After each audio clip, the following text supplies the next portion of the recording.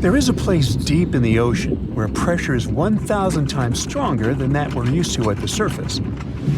This force is enough to turn an unprotected human into dust instantly. Well, maybe more like mud. Anyway, that's why explorers need some serious preparation and equipment to survive in such extreme conditions down in the Mariana Trench. It is as wide as 20 national malls in Washington, D.C., and about 1/5 as long as the diameter of Earth. People who went all the way down describe it as a chilly, quiet, and very peaceful place. They saw a bright blanket of red and yellow rocky outcrops, and there was a whole variety of unique, small, translucent animals. The popular myth is that more people have gone to the moon than to this deepest place on Earth is not true, though.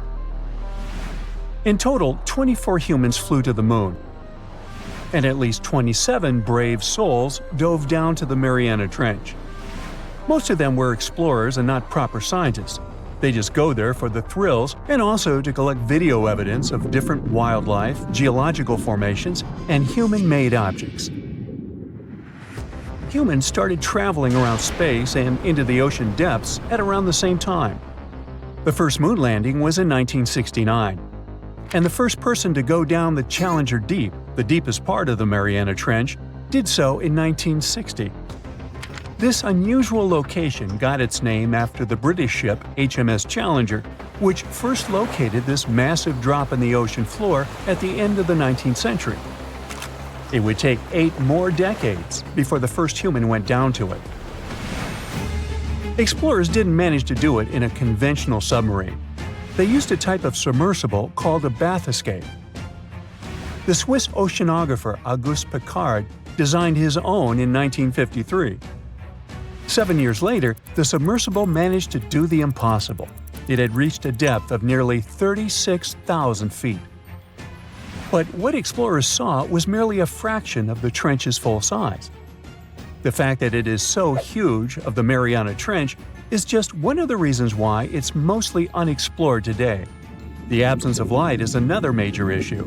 Sunlight is incapable of reaching such profound depths, so the entire trench from top to bottom lies in absolute darkness.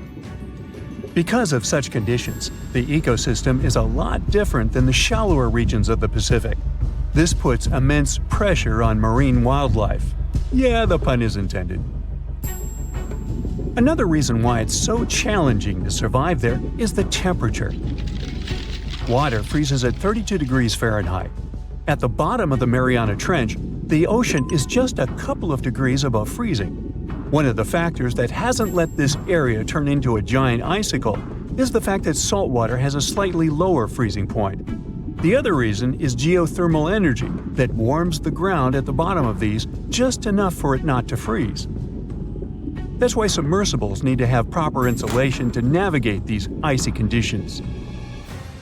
When they reach the bottom, researchers find out that this desolate and harsh climate is home to several animal species. They encountered arrow-toothed eels, snailfish, and spoonworms at various depths. There were even strange-looking translucent sea cucumbers and shrimp-like amphipods. The biggest surprise was microbial mats thriving on methane and hydrogen from the mud. Among the species, the Mariana snailfish looks like a master of the environment that can go farther and deeper into the trench to feed on prey than its competitors. Despite its seemingly fragile appearance, the snailfish has adapted to withstand extreme pressures, a superpower it wouldn't be able to survive without. The exotic life forms that live deep down aren't normal-sized, since deep-sea gigantism makes them grow significantly larger than their counterparts in other ecosystems. One example is the giant tube worm, which can be 6 feet long. Science has a hard time explaining the exact cause of this form of gigantism. Thermal vents are just one of the possible explanations. All of these factors might help explain the huge time gap in researching the Mariana Trench. The first successful dive after the 1960 expedition came only in 2012. That's when the famous Canadian film director James Cameron went down in the deep-sea Challenger. Because few scientists have gone that deep before or after Cameron, There is no map of the deepest point on our planet. We know very little about the oceans that cover 2/3 of the Earth's surface. Researchers have mapped out only 5% of them so far. Science still has a lot to discover in the Mariana Trench and other unexplored places on our planet. The Amazon rainforest stands as the best example of the world's most unexplored regions. The list of reasons why this part of South America is unknown starts with its wildlife. Jaguars, anacondas, piranhas, black caimans, and Brazilian wandering spiders are just some of the creatures that pose a risk for researchers. Relentless year-round rainfall induces heavy flooding. Add to all this some treacherous river currents, and you can see why scientists have mapped such a small percentage of the Amazon to date. In just one region of Brazil, near Peru, there are at least 14 tribes that have never had contact with the outside world. The national authorities intend to keep it that way. Isolation of these indigenous people is the best way to protect their future. The same goes for a remote island in the Indian Ocean. After the tragic tsunami of 2004, helicopters flew over North Sentinel Island to make sure its inhabitants were alive and well. Meanwhile, the Sentinelese weren't thrilled. They took up bows and arrows to drive away the unwanted visitors. This tribe is one of the last uncontacted tribes on Earth. Although anthropologists and filmmakers visited the island in the late 1960s, we still don't know much about its indigenous population. It sits a long way off any shipping lanes in the Bay of Bengal. North Sentinel has no natural harbor, and it's surrounded by a shallow reef. This makes access to the island possible only by boat. The Indian officials who lay claim to the island have prohibited outsiders from visiting the island for safety reasons. The estimates on how many people inhabit the island vary significantly, from as few as 15 to as many as 500. The island is not tiny. It's about 5 times as big as London's Heathrow Airport. Apart from occasional contact during the past 2 centuries, the Sentinelese must have been isolated for a long time. They are related to other indigenous groups in the Andaman Islands, but their neighbors cannot understand a word of their language. The continent of Antarctica has no permanent human settlements at all. The only people who periodically live there are international scientists. This vast expanse of ice and snow, roughly the size of the United States and Mexico combined, still has many regions where humans haven't set foot. Satellite imagery and photos that NASA's aircraft made from the air have mapped out the entire continent. So we know where to go, but it's not that easy. The reason for this are all the adjectives that go with Antarctica. It is the coldest, windiest, driest, and brightest of the 7 continents. This makes it virtually unlivable. More than 99% of its surface is covered with a permanent sheet of ice. Its thickness ranges from 1 mile to as many as 3 miles in some places. That's half the height of Mount Everest. Now, the Himalayan range contains the world's tallest unclimbed mountain. It is also the tallest mountain in Bhutan. In the local language, the mountain's name translates as White Peak of the 3 spiritual brothers. Out of respect for the spiritual beliefs of the local population, national authorities restricted and then completely banned mountaineering at the beginning of the 21st century. To this day, there is no evidence that any climber has ever managed to successfully reach the summit of this mysterious mountain. If you could dive right into the mysterious darkness of the ocean depths, who knows what you'd come upon? Legends that are hundreds of years old mention some giant sea monsters hiding deep down below the ocean waves, like the Kraken, the Loch Ness Monster, the Hydra, Leviathan, and so many more.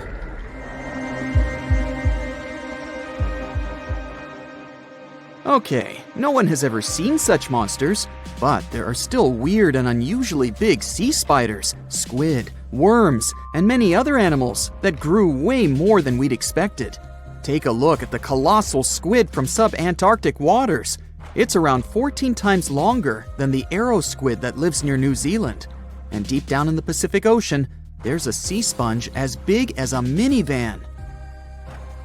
Oceans contain about 96.5% of all water on our planet.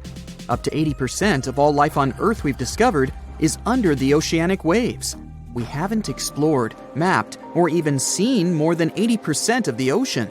In fact, we've mapped Mars better than we have the ocean bottom. The pressure down there is insane, and it would make you feel like you're holding up almost 50 jumbo jets. And temperatures at such depths are extremely low. Conditions deep below the oceanic surface are harsh, so creatures that live there need to adjust. That's why many of them grew very, very big to survive. Creatures that live in cold, dark depths are so big because of a phenomenon called deep-sea gigantism. The deeper you go below the oceanic surface, the less sunlight there is. That's why the temperatures drastically fall. The result of this is increased cell size and longer life of creatures.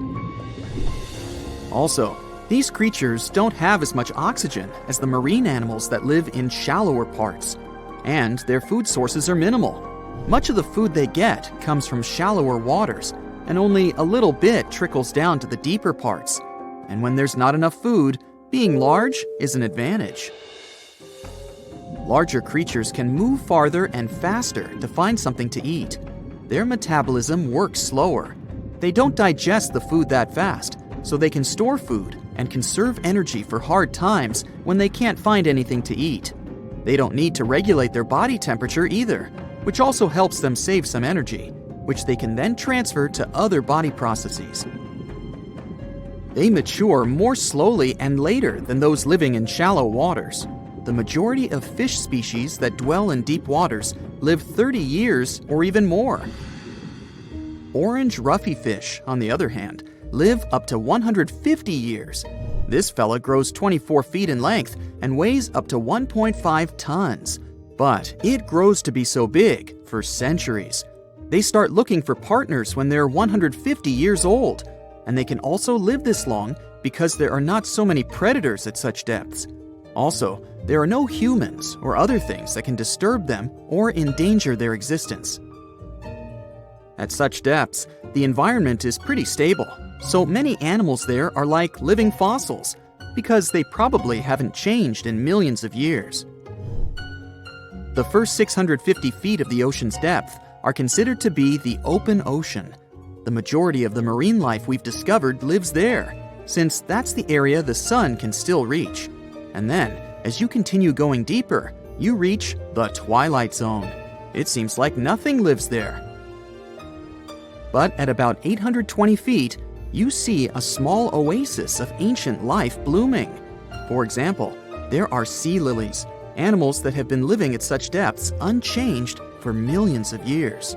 Coelacanths, another living fossil, have been living in the ocean for more than 360 million years. Hagfish haven't changed in a very long time either, for over 300 million years. This creature lives at depths of 5,500 feet. They evolved before the rest of the vertebrates, which is why this is the only living animal without jaws or a spine, even though it still has a skull. Deep-sea creatures can't survive in shallow waters. They've evolved to live in depths under bigger hydrostatic pressure. Humans and other organisms that have internal spaces filled with gas would end up crushed if we could go to such depths. That's why deep-sea divers always need to wear special dive suits designed for surroundings with higher pressure, even though they're not going that deep to the areas where these giants live.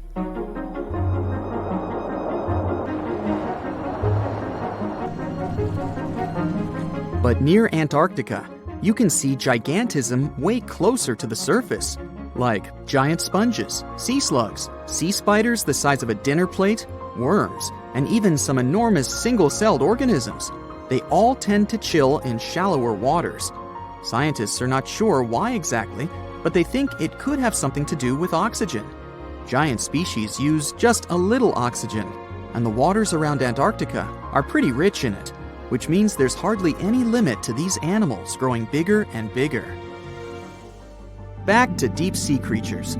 As mentioned, they had to adjust to strong pressure, so they almost don't have any air gaps in their body at all. They're mostly water-based, and since water is incompressible, which means it's not something you can compress. It helps them stay unaffected at such high pressure. But because of all that, if they were to go up towards the surface, they'd probably swell up, maybe even explode. Just look at the blobfish, the one that takes the title of the ugliest animal in the world. It looks normal deep down below the surface, where its natural habitat is. But when it gets up to the surface, where the pressure is 120 times lower, it changes its shape. The blobfish doesn't have a skeleton or muscles, so without high deep sea pressure, it ends up being all floppy and saggy. The dark oceanic depths are not just scary to watch, but to listen to as well. In 1997, scientists were trying to find underwater volcanoes located off the South American coast. During their travels, they recorded one of the loudest noises ever registered. It was pretty weird, too. It was so loud, even sensors from more than 3,000 miles away managed to pick it up. They later called it the bloop.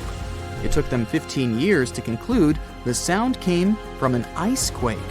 That's when seismic activity breaks frozen ground. Water at the bottom of the ocean is not always extremely cold. There are hydrothermal vents on the seafloor, and the water that comes out of them can be up to 750 degrees Fahrenheit. Powerful pressure, yep, the same one that would crush you, is something that doesn't allow the water to boil. There are hundreds of animal species that live near deep-sea hydrothermal vents. Some of them, such as tube worms, are not like anything we have seen before. These worms absorb chemicals from vent fluids. That's how they feed bacteria that live in them. And in return, those bacteria give them the carbon the tube worms need to survive. 2/3 of all of the coral species scientists discovered live in dark, deep, and extremely cold parts of the ocean. Some even live in parts that are 3 miles deep. They can survive at low temperatures, such as 28 degrees Fahrenheit. Some of these cold water corals are more than 8,000 years old. They form amazing structures that can rise up to 115 feet tall. The deep is not just a mysterious world of unusual creatures. The landscape under the oceanic surface is magnificent too. The canyons hiding there make even the Grand Canyon seem small. For instance, check out the one located in the Bering Sea, the Jemchug Canyon. Its vertical relief is more than 8,500 feet deep. That's huge. The largest ocean waves are not the ones you can see from the shoreline. They occur under the surface, and they're called internal waves. They take place between two water masses that have different densities. They travel at speeds of thousands of miles per hour and can be 650 feet tall. Hello, Brightsiders! Do you know where the deepest place in the world is? I think it's in the Pacific Ocean, near the Philippines and Papua New Guinea. It's the famous Mariana Trench. So let's take a tape measure, a very long one, and attach its end to the boat on the surface. Now we hold our breath and jump in the water. Fish and marine animals swim by. We descend lower to the depths and into total darkness. And after several hours, we reach Challenger Deep. The tape measure shows a depth of 36,200 feet. The famous Mariana Trench is not the deepest place on Earth, as everybody thought. The Kola Superdeep borehole, located in Murmansk region in Russia, beats it by a wide margin. And scientists have discovered something unusual and sinister there. When geologists were drilling the hole, they could reach the depth of 9 miles. And then they encountered voids. Scientists on the surface were surprised and scratched their heads and then decided to lower a microphone and dozens of other sensors in these voids. The temperature down below turned out to be 2,000 degrees Fahrenheit, and the microphone recorded something that sounded like human groans and screams. Many people thought the scientists had been able to drill into the underworld. The shocked people up above had already begun to panic, But suddenly, an unknown creature jumped out of the drill pipe. It looked like a black goat that walked on its hind legs. Its body was shrouded in black flames. The creature got out of those deep hollows and ran off into an unknown direction. Okay, wait. These are just myths that one newspaper published on the 1st of April. It's International Joke Day, by the way, but many people believed it. It made many believe the scientists working at the borehole had opened a portal to the nether, and that now horrible outworldly creatures were free from their imprisonment. But like with any myth, there's some truth to it. The deeper the scientists drilled, the higher the temperature got. At 3 miles deep, it was 160 degrees. At 4.5 miles, it was 250. And at the maximum depth of 7.5 miles, the sensors recorded a temperature of 413 degrees. One day, scientists heard a loud explosion underground. They stopped working and everyone tried to find out what caused such a loud pop. But there was seemingly nothing there. After a while, they continued drilling deeper, and at the same depth, no accidents happened. The drilling began in May 1970. They passed the first 4.5 miles quite easily, and it was primarily hard granite rock. It was like drilling through a hard wall. But then their drill went into softer layers, and the shaft of the hole began to crumble. It was like drilling in wet sand. Every time the workers took the drill out, there was a risk that the hole would collapse under its own weight. As that eventually happened, the scientists picked a new direction to drill, and you know what's interesting? In the end, the map of the entire well looked not like a straight beam from top to bottom, but like a tree trunk which had diverged into many different routes. 9 years later, scientists reached the depth of 31,400 feet and broke the world record for the deepest borehole. By 1983, they made it another 8,000 feet deeper. After a brief pause in the work, there was an accident. A part of the drill broke away from the main body and remained in the borehole. For several months, scientists tried to extract the drill, but nothing worked, and they had to return to the depth of 4.5 miles and start all over again. The drill was divided into sections, and one such unit could only last about 4 hours before it had to be replaced. In terms of depth, that was only about 32 feet of drilling. Then the drill was lifted to the surface, replaced, and lowered back down. On average, the drilling speed was about 200 feet per month. That's like a 20-story building. In 1990, 20 years after the work had begun, scientists reached the final depth of 40,230 feet. That's like 100 soccer fields down. And after another accident, the work stopped. Guinness World Records registered the Kola Superdeep Borehole as the deepest borehole in the world. It's like Mount Everest plus 9 Empire State Buildings on top of it. One of the most unusual discoveries at the Kola Superdeep Borehole was that the soil at the depth of about 2 miles almost perfectly matches the composition of the surface of the moon. It has given us more insight into how our ancient satellite appeared and formed. It seems that in the early stages of Earth's formation, a giant asteroid crashed into our planet. With that kind of force, it caused an explosion so powerful that part of our planet broke off and flew upward.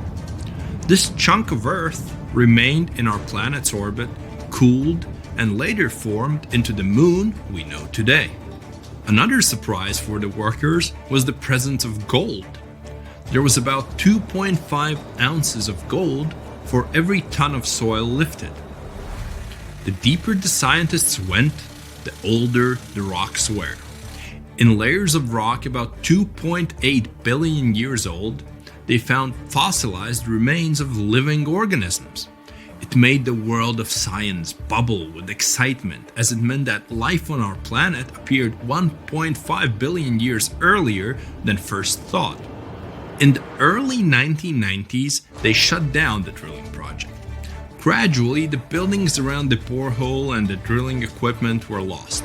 Today, a lot of tourists visit the place. It's because of those same myths about creatures from the underworld. Yes, there's a hole 7.5 miles deep under that rusty lid. But the scientists working there never reached their goal. They wanted to drill into the Earth's mantle, but to do that, they would have had to dig down to a depth of about 44 miles. At 200 feet per month, it would have taken as long as 80 years. That's assuming no accidents happened. But the deeper it goes, the more interesting it gets. A few years ago, they found a massive amount of water deep underground. Somewhere up to 370 miles down, there's a substantial ocean billions of years old, and the amount of water there is several times greater than in all the oceans, seas, and rivers combined on the surface of Earth. The water there is at a scorching 2,800 degrees Fahrenheit. But because it's under a tremendous pressure, it doesn't evaporate. It's encased in a crystalline structure of minerals. This ocean was formed in the early stages of our planet's development, when there was only hot lava and debris of space bodies around. But the most exciting thing you can find by drilling is living organisms. They've been there in isolation for billions of years, and they can give us clues as to how life came into being in the first place. Scientists in Antarctica have created a similar borehole. An entire lake half the size of Lake Ontario was discovered under the thick ice. The amount of water in this lake is only 3.5 times less than in the Lake Baikal, the largest lake on Earth by volume. The ice that hides this lake is at least 20,000 years old, and the water beneath it has been isolated from the outside world for about 15 million years. While drilling, scientists lifted a chunk of ice from deep down below and found an unknown bacterium on it. Its genetic code was only 86% similar to known living organisms. That means that we've never seen bacteria like this before, or it had come from outer space. But that's just a theory. We know that these bacteria can live in unusual conditions and at water temperatures below freezing. The composition of underground lake water is also different from what we're used to. There's a lot more oxygen and carbon dioxide in it. Add to these conditions complete isolation, and we get living organisms that have developed and evolved in a completely different way. Do you understand what it means? The study of deep organisms may give us a clue as to whether life could exist beneath the ice on other planets or their moons. For example, Saturn's moon, Enceladus, has ice 24 miles thick. There may be an ocean underneath, which is heated by thermal springs. That's all for today. And guys, remember, let's become smarter every day together with Brightside.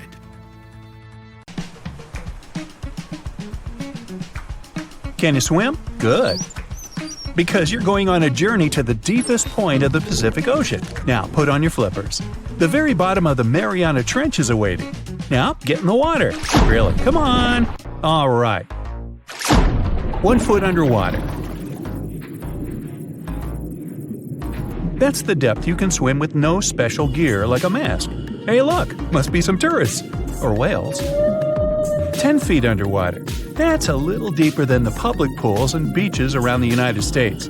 You can see colorful fish and even phytoplankton that feed on the sun's rays. 26 feet down. This is the depth at which the foundations of the floating city of Venice in Italy stand. Builders laid columns at that depth on which they later built houses and streets. 30 feet underwater, you start to feel a lot of pressure. When you're on the surface, you're under atmospheric pressure, 15 pounds per square inch. But here, at 30 feet, that pressure is doubled. All the air pockets in your body, like your lungs or ears, begin to compress from this pressure, giving you discomfort. But no worries, your organs are soft and elastic, so you can keep diving.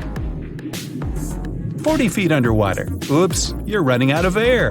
An average person can hold their breath for 30 to 90 seconds. The current record is an incredible 24 minutes and 37 seconds. Gasp. Okay, you'll need some diving equipment to continue your descent. There you go. Thank you very much. Tourists dive to this depth to look at reefs and corals. You don't need special skills for that, but you can't dive any deeper without training or a license. 45 feet down.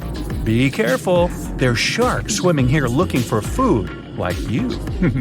Sometimes tourists descend to this depth in a safe cage to see the sharks up close. You're better off staying away from these predators and not attracting their attention. So make sure you're not wearing any bright and shiny jewelry. Sharks love that kind of thing. 62 feet underwater. You could see the Aquarius Reef Base Lab in Florida at this depth, if you were in Florida. It's really an entire building with rooms for exploring the seafloor, accessible through a hatch. 105 feet down. You see a strange bell hanging from a chain. People used to use these things for deep diving about 400 years ago. They'd lower a bell on chains with divers inside from a ship.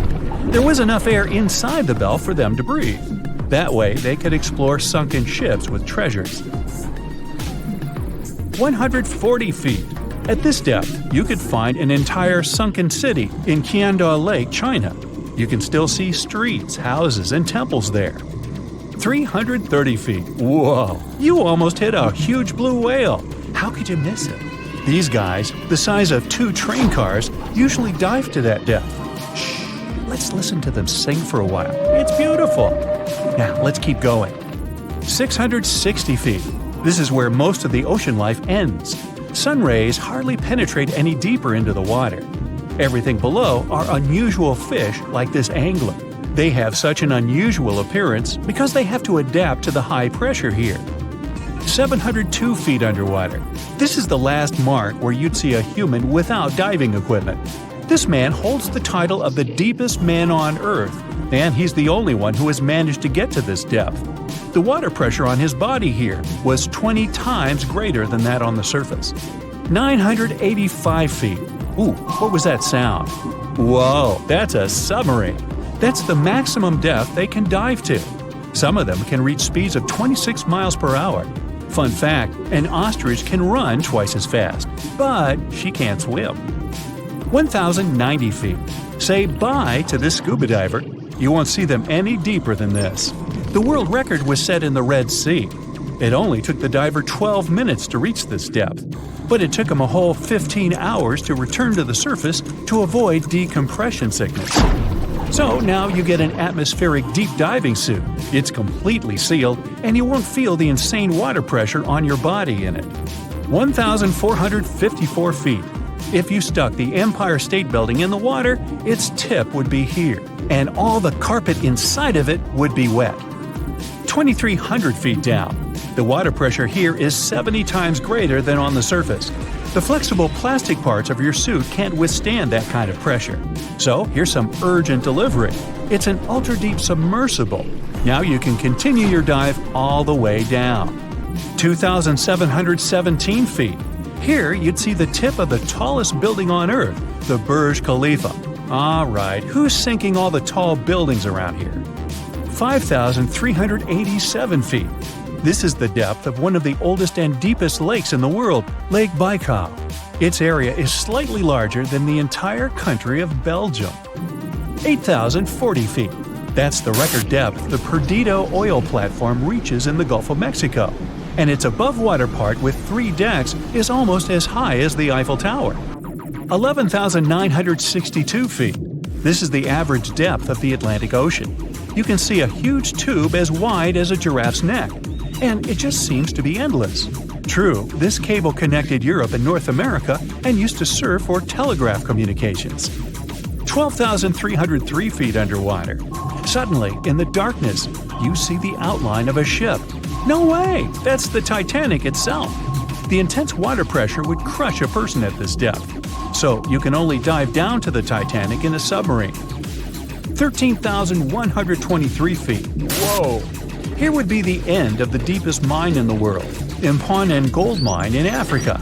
But you still have deeper places to go. Let's speed up. 20,000 feet. Here you can see the deepest debris of an old ship. The USS Johnson sank more than 70 years ago. You can still clearly see the number 557 on its bow. 26,200 feet. Here, in this total darkness, you'll find the deepest fish in the world, the Mariana snailfish. They're as long as a domestic kitten and have almost transparent skin. Their eyes are poorly developed for vision because the sunlight never reaches this deep. 29,030 feet. If you take Mount Everest, flip it over, and stick it into the Marianas Trench, this is exactly where you'd see its tip. Even though this is the highest point on our planet, you'd still have a lot deeper to go. 35,755 feet down.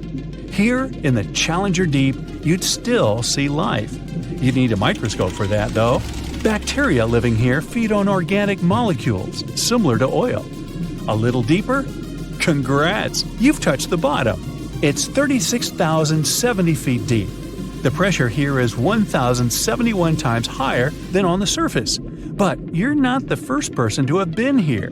One of the last expeditions to the bottom of the Mariana Trench was in 2012. An American filmmaker descended here in a submarine he designed himself. But the pressure broke some of the engines, so it was hard for him to maneuver here. The sonar was also damaged, and some of the batteries drained. He was in the Challenger Deep for about 3 hours and took many pictures and videos. If you look closely at the bottom itself, you can see bubbles. It's carbon dioxide and liquid sulfur. It's freezing here because of the extreme pressure and temperature close to freezing. But there's still life here in these harsh conditions. The 3 microorganisms are most common here: xenophytophores, amphipods, and small sea cucumbers. There's so few of them because they don't have enough food down here. Usually, there's a lot of palm leaves on the ocean floor, which get there from the land. But the Mariana Trench is 124 miles from the nearest islands. So the only food here is old plankton and fish scales from the ocean's upper layers. But it needs to travel tens of thousands of feet to become food for the bottom dwellers. But can you go even lower into the crust of the Earth? Well then, you'll need to unleash your giant drill and fire up the jet engines. You're pushing another 36 miles through the Earth's crust, and here is its edge. You've entered the upper mantle. It's an ocean of hot lava, 1,800 miles deep. You have to literally swim through this, reaching the outer core, another 1,400 miles deep. Then you reach the inner core, another 755 miles, and congrats! You're at the very center of the Earth. I hate to ask, but how do we get out of here?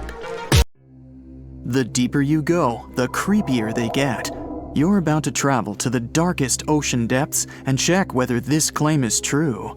Are the creatures living there as scary as people think? You go 120 feet down underwater. Pay close attention to the bottom under your flippers. Oh my, what's that terrifying face half hidden in the sand? That's the northern stargazer.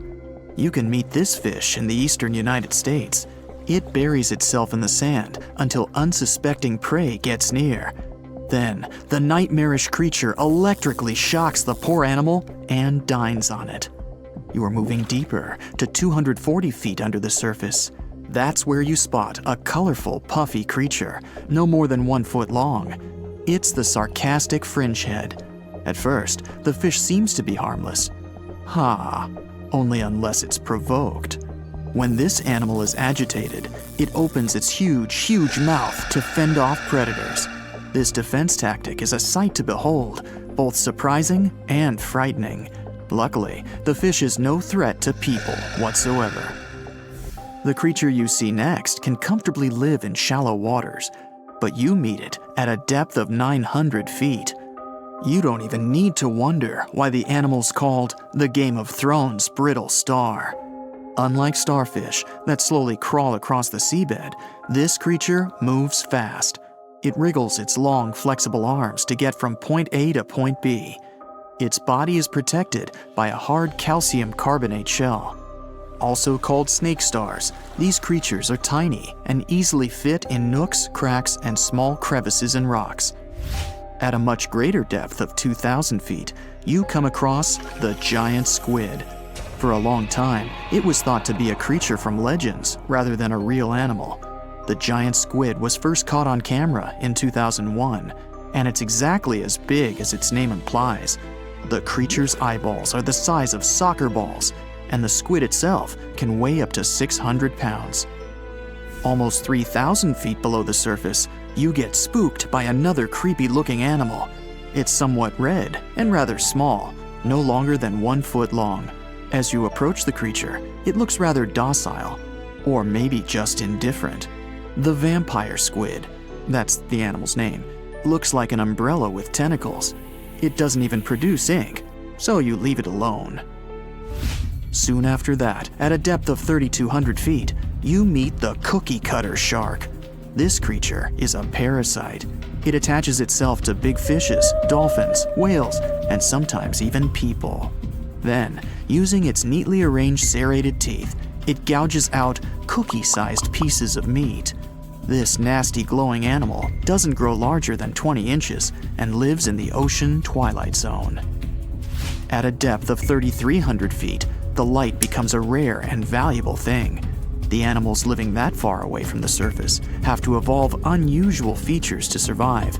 That's how the barrel-eye fish ended up with a transparent head and 2 super-sensitive barrel-shaped eyes.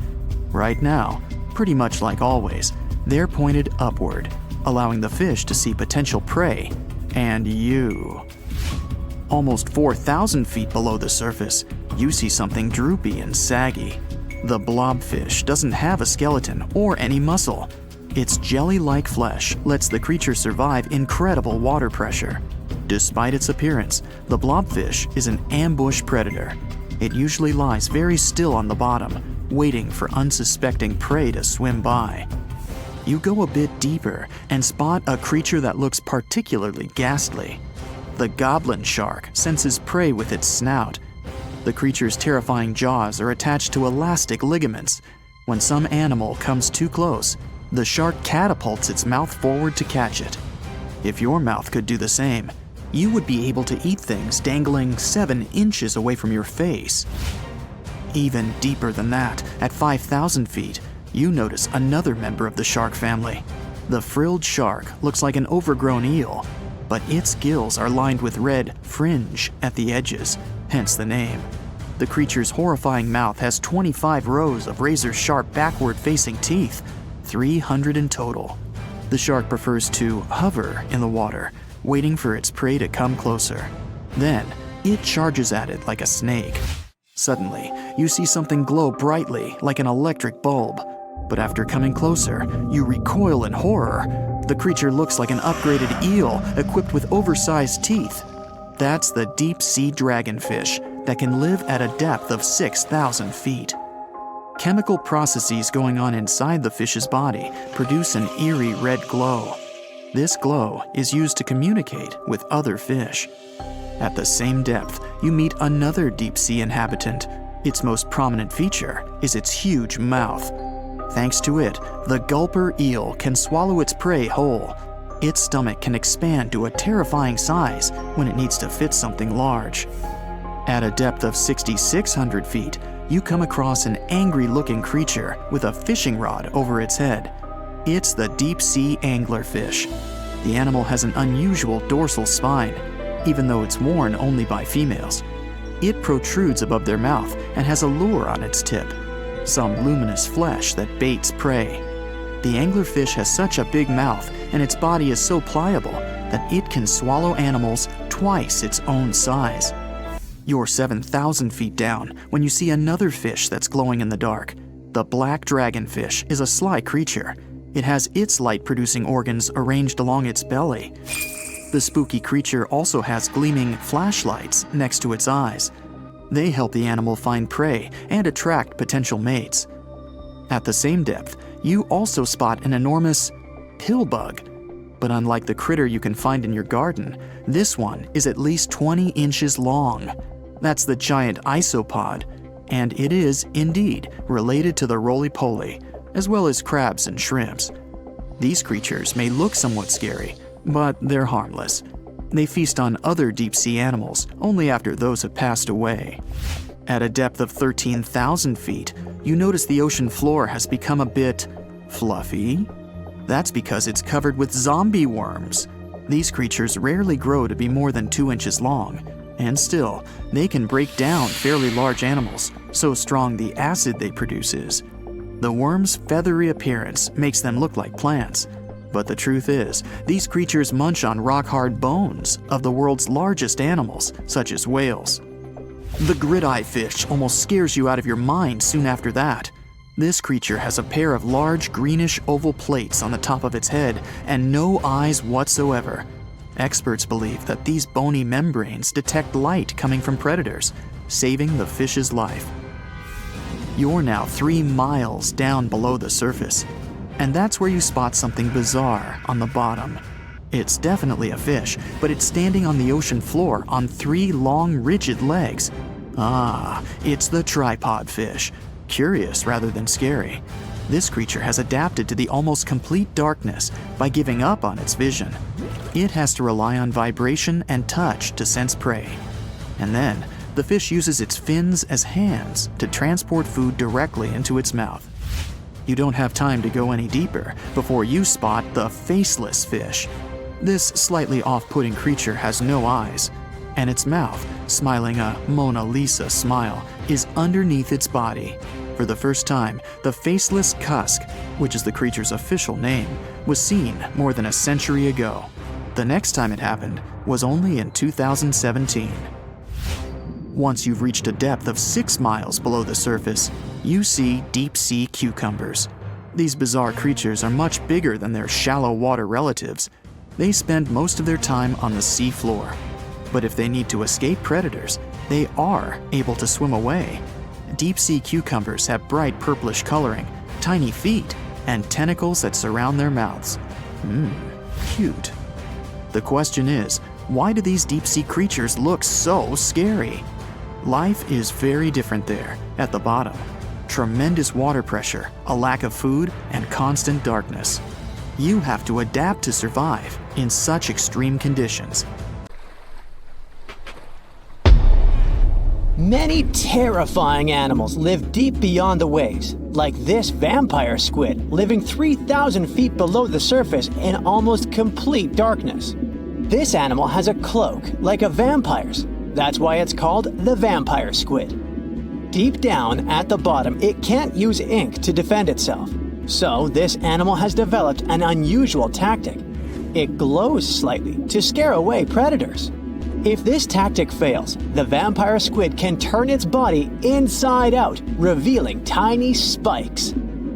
When you translate its scientific name, Vampiroteuthis infernalis, it literally means vampire squid from the nether. Despite its terrifying looks, it's a harmless ocean animal. This previous creature was not from space, but this object definitely is. Before Elon Musk found a way to reuse rockets, NASA would simply drop old ones after launching astronauts into space, most of the time in the ocean or deserts. In 2012, Jeff Bezos launched a mission to find the Apollo 11 rocket. They found it by using sonar, but it was in terrible condition. It was sitting on the bottom of the ocean, not far from the predicted site. They were able to rescue the engine and reconstruct 2 of them. The most famous lost city is Atlantis, but sadly, we still haven't discovered it.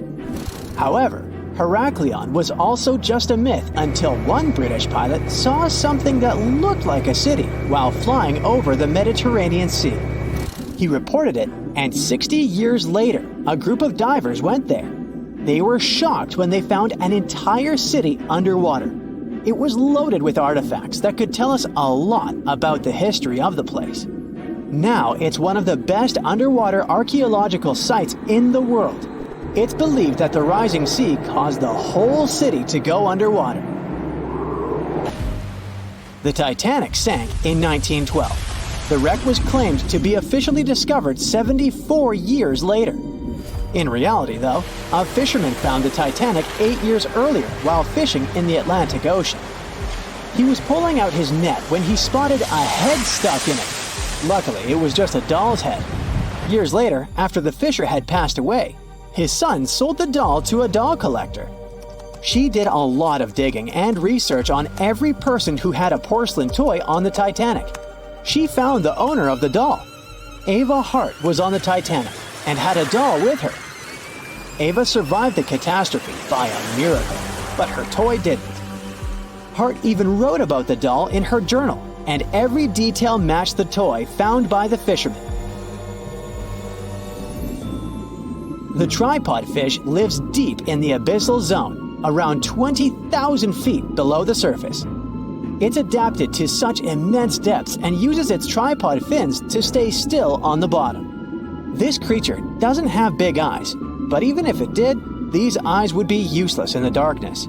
Instead, the tripod fish uses its fins like antennas to detect any movement in the water. This creature doesn't have much luck when it comes to its love life, so it had to develop unique tactics to reproduce. One fish can be both male and female.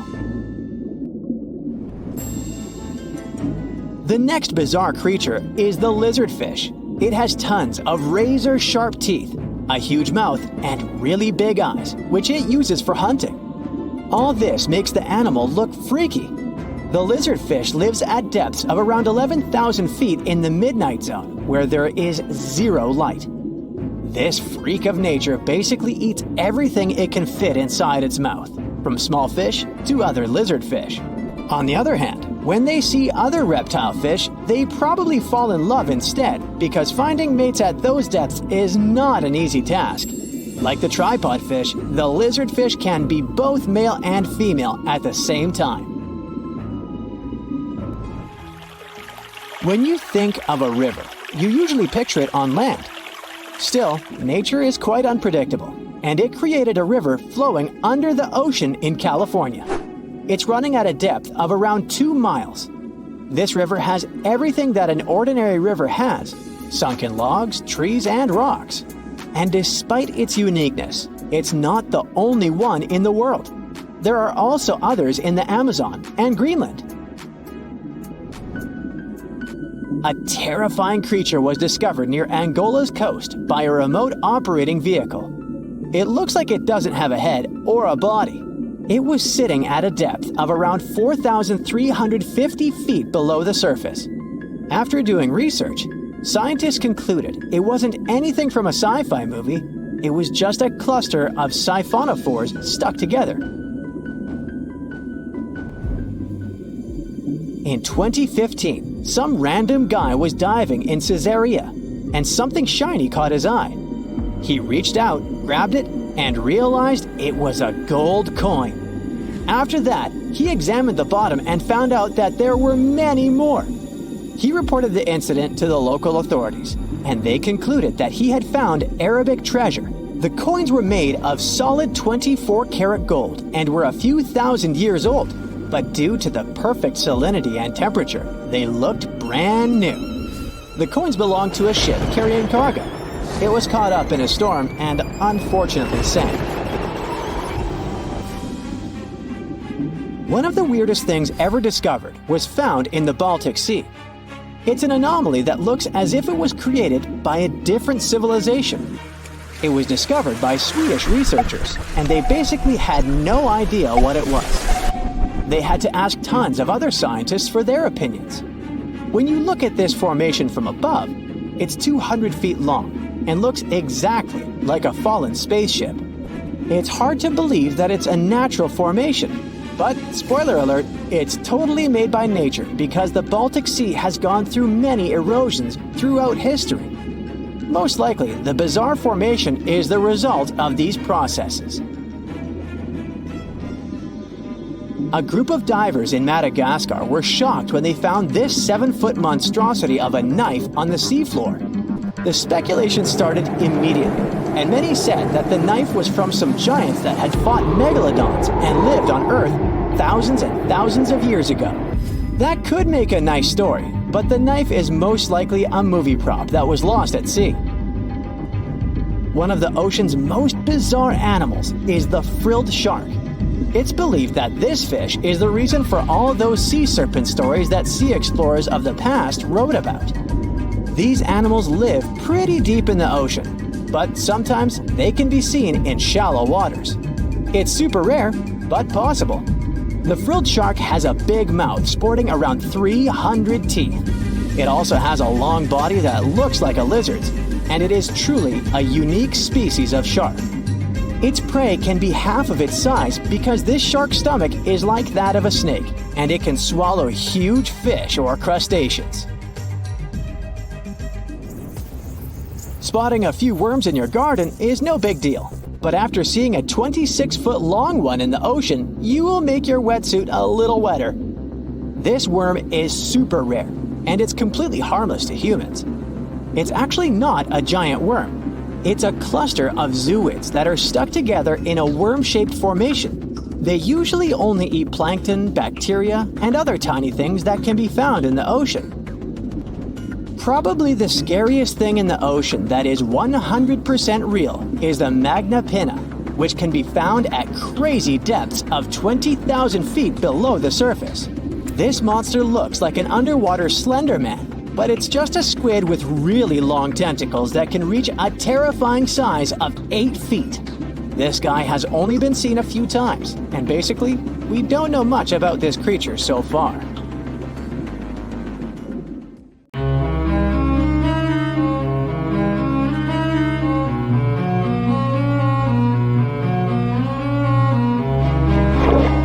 Question for you. Do you think Atlantis could be real? It remains as one of history's greatest mysteries. The legend began with Plato, all the way back in ancient Greece. The tale of a civilization that formed and prospered before our own. Atlantis was supposedly a highly technological society, much like the Mayans. But, as the legend says, due to the people's greed, they were punished by a flood that destroyed and submerged their cities. Different theories try to guess Atlantis' location. Some say it was in the Mediterranean Sea. Some say it's beneath the Bermuda Triangle. But, as science has shown us, Atlantis may be only an allegory for humankind. Today, you'll discover several amazing underwater cities that you have never heard of. They existed indeed and are not just a myth. We're taking you on an excursion to the underwater city of Baia, which is on the coast of Italy. Known as the Las Vegas of the Roman Empire, Baia was a resort city. The Roman elite traveled there for recreation. Imagine an open-air spa. That was Baia. You can visit the submerged town by scuba diving and get close to that perfectly preserved, magnificent Roman sculpture, a true underwater wonder. You can spot the crumbled temples and buildings through glass-bottom boats. This is a moss-covered museum in Claudio's Nymphaeum. To your left, you can see a collection of classical Greek statues. Swimming down the Via Herculeana, you'll arrive at Villa Aprotio. Villas are Italian-style houses, and here you can admire their original marble floors. Notice the black and white patterns and the astounding shapes they make. Next, you'll arrive at Portus Julius. Can you see the collapsing wall structures at the bottom of the seafloor? You'll see well-preserved columns and limestone floors. Behold the ruins of the thermal baths of Lacus. The remaining multicolored mosaics are something great to see. You'll see their orange, blue, and green tiles if you get close enough. At Pisoni's Villa Pila, you'll see 25 preserved Roman pillars. Notice the arches, the frescoes nearby, and the magnitude of this well-kept treasure. The city was located over natural volcanic vents, so there were hot springs to be used at will. People went there looking to have an excellent time. And when I say people, I mean some of the great Roman emperors we learn about in school: Nero, Cicero, Caesar. But around the 8th century, the city was sacked and the luxurious town was abandoned. Slowly, the water level rose and the city started to drown. You are on a summer vacation off the coast of Greece, 4 hours outside of Athens in the Peloponnese Peninsula on Pavlo-Petri. You dust off your snorkel and head for a free dive on a bright sunny day. Sometime into the dive, you start noticing patterns on the seabed. 13 feet below the surface, the outline of familiar objects starts to appear, one by one. As you continue swimming, what looks like the outline of an entire city emerges before your eyes. You wonder how could water have taken the whole city? Rocks are perfectly aligned into what appears to be the foundation of a building. Nicholas Fleming, a British oceanographer on vacation in Greece, was the person that discovered Pavlo-Petri. He was documenting the seafloor artifacts. The team found the site filled with pots, storage vessels, and tools. A quern stone, for instance, is a tool used for grinding grains and turning them into flour. Multiple amphoras, which were found then, indicate that this settlement dated back to the Bronze Age, 5,500 years ago, when people started living in towns. The settlement is believed to have lasted for over 2,400 years. Pavlo-Petri is considered today the oldest submerged town yet found, and it's impressive that it wasn't a simple village. It was a vibrant port city with stone-built buildings, a marketplace, streets, and even squares. Let's continue our exploration and find secrets in other underwater cities. You are diving off the coast of the Ryukyu Islands. Pacific waters are far from smooth. There's a strong current pulling you into the deep sea. Suddenly, you see a huge structure thanks to the sunlight shining down on the seabed. At first, it looks like Machu Picchu's ruins across the globe in Peru. As you approach it, you slowly figure out its form. A pyramid-shaped structure, arches, staircases. It's something that could have easily been a palace or castle. Could this also be a sign of human activity? What you just saw is known today as the Yonaguni Monument. It also goes by the name of Japan's Atlantis. The entire monument is about the size of 5 football fields and the height of a 5-story building. Its most surprising feature is its expansive terraces that host large crowd gatherings. Explorers and scientists believe that Yonaguni dates back to 10,000 years ago. But whether it is a man-made structure or a natural formation is still under debate. For Japan's top marine geologist, Professor Masaki Kimura, Yonaguni is the heritage of a lost civilization. Kimura has dived into exploring the ruins over 100 times over the past 10 years. According to him, there are clear signs of human activity down there. The Triangle Pool, located on the monument's surface, is a triangle-shaped concave that is a historical symbol of water fountains in the region. There is also a giant turtle carved on the eastern side of the structure. And according to Kimura, turtles have an important cultural meaning. Several pieces of stone tools have been recovered from the site. Their estimated age dates back to 10,000 years ago. However, not all scientists are convinced of the same. For many, Yonaguni is the result of thousands of years of erosion. The fact that the monument is composed of one massive rock leads them to believe that it is not human-made. The defined edges and flat surfaces resemble a natural formation occurrence in Northern Ireland, known as Giant's Causeway. A series of interlocking basalt columns look like the ruins of a palace, but they were the result of volcanic activity in the region. Well, stay tuned for more underwater discoveries. The next stop on our voyage is one of today's most famous underwater cities that has turned into an underwater archaeological park. The city of Port Royal in Jamaica exists today only below the surface. But in 1692, it was one of the wealthiest cities in the Western Hemisphere. Port Royal was the center of the British Empire at the time, and an important trade city that attracted people from all over. It was also home to real-life pirates of the Caribbean. On the morning of June 7, 1692, the people of Port Royal met a different fate than they probably expected. The bars and restaurants beaming with life woke up shaking. People were taken out of bed with the power of a massive earthquake, estimated today at 7.5 on the Richter scale. One survivor says he saw the earth opening up and swallowing the town whole. What he said could be true, as the city was mainly built over sand. The ground sucked buildings, roads, and everyone above. Geysers erupted, and finally, waves as big as 10-story-high buildings hit the city. About 33 acres of the city disappeared underwater, and amazingly, Most of its 17th century remains lie in good condition under 40 feet of water. In the ruins, archaeologists have found taverns, storage rooms, kitchens, and recreational buildings used for diverse purposes. You can see a grand lion statue, a submerged bridge, and many picturesque arches. Now, do you fancy a trip to India? Just outside its coast lies another sunken marvel. A site known as the Lost City of Cambay is located on the Gulf of a similar name. It remained hidden until 2001, when the National Institute of Ocean Technology did a routine water assessment. With sonar technology, which sends a wave of sound to the bottom of the sea, they found something far beneath the surface. Images showed well-defined geometric shapes spread along a 5-mile stretch. The remains found dated to more than 9,500 years ago, meaning that this civilization was lost at around the end of the Ice Age. Debris recovered from the site included construction material, pottery, beads, sculptures, and even bones. Scientists argue whether these artifacts are indeed from the site, but if they truly are, then the Lost City of Cambay would be the oldest civilization in the world. What's the scariest predator under the ocean? The crocodile?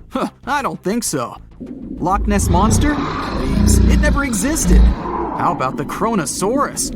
Well, it is extinct, but you might be onto something. Let's take a look at what it'd be like if these creatures were still around today. First things first, what on earth was it? The Kronosaurus was a marine carnivore that lived in the cool, high-latitude Eromanga Sea. It covered vast areas of inland Australia between 90 and 120 million years ago, during the early Cretaceous period. Near-complete fossils of the creature were also found near Colombia, which is a country that has a noted connection to prehistoric reptiles and turtles. This fact makes it extremely possible that the monster I'm about to describe existed worldwide. You might have heard saurus and thought, oh, it's a dinosaur. But these were actually reptiles. They were the largest member of the Plesiosauridae family, referred to as plesiosaurs. Fossil evidence suggests they weighed over 20,000 pounds and were roughly 30 feet in length. Just to put that in perspective, the longest crocodile ever measured was a saltwater crocodile by the name of Lolong from the Philippines. It was 20 feet in length and weighed just under 2,500 pounds. And that's still 10 feet shorter and incredibly lighter than the average Kronosaurus, making the crocodile seem like nothing more than a glorified goldfish in comparison. Despite its terrifying length, the most physically daunting feature of the Kronosaurus was its head. Its skull was about 8 feet long, which was actually proportionally large given the size of its body length.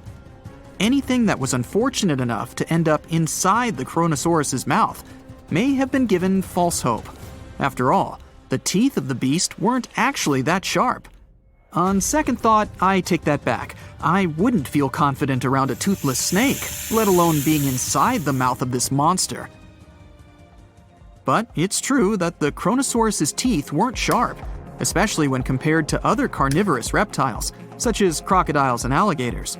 The teeth of this prehistoric sea creature were instead conical. This means that they were cone-like in shape.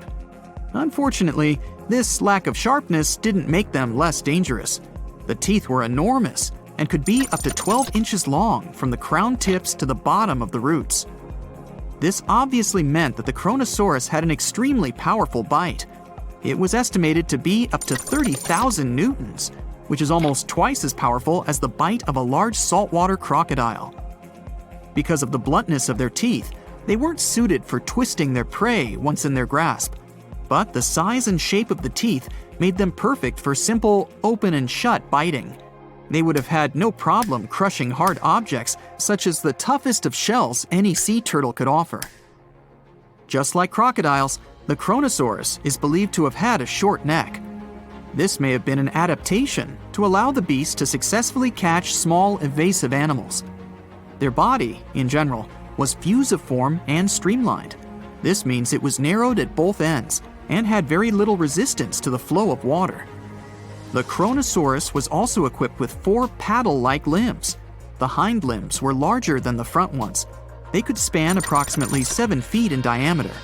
All in all, This set the Kronosaurus up to effortlessly propel itself through the waters and be an ultimate predator. Predator X, if you will? That's the name that was given to the fossil of a creature discovered near Svalbard, a Norwegian island group, in 2009. The fossil was identified as a 50-foot-long, 100,000-pound monster with a bite force of 33,000 pounds per square inch. This might be the highest bite force of any known animal. Although Predator X is yet to be classified as any specific type of animal, it was definitely a plesiosaur, like the Kronosaurus. And even if it wasn't Predator X, the Kronosaurus was still most definitely a ferocious titan when it roamed Earth's oceans. The Kronosaurus actually got its name from the Greek mythological figure of Cronus, the father of Zeus. Cronus was viewed as a titan from a generation of super powerful beings. So what was it that the Kronosaurus, this terrifying monster, actually feasted on to satisfy its appetite? This creature was known to eat sea turtles, squid, and other larger marine reptiles of that time, such as elasmosaurids and ichthyosaurs. This suggests that if crocodiles existed in the realms of the Kronosaurus, they too might have turned into lunch for the beast. There's evidence from the fossil remains of the Kronosaurus that suggests that they also feasted on sharks, which I know is a disappointment to those of you who view that beast as the king of the ocean. Not when the Kronosaurus was around, my friend.